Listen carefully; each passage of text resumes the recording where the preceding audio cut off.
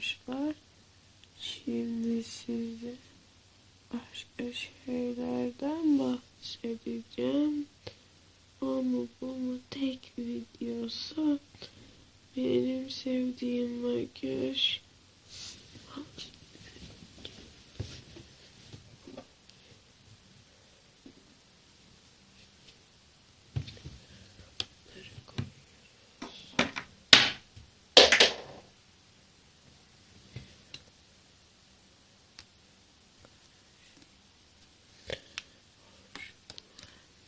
Evet,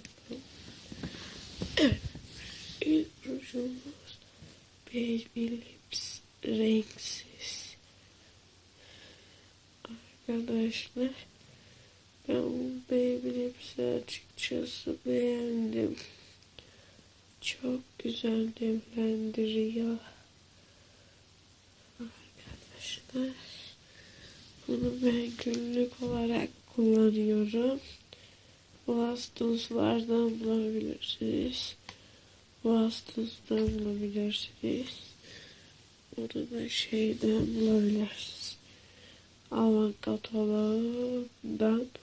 Bunu ben özel günlerde kullanırım.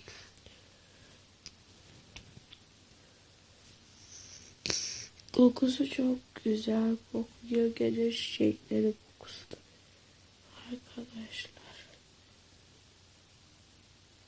ben bu kadar vesaire şeyler koyuyorum. Bay bay.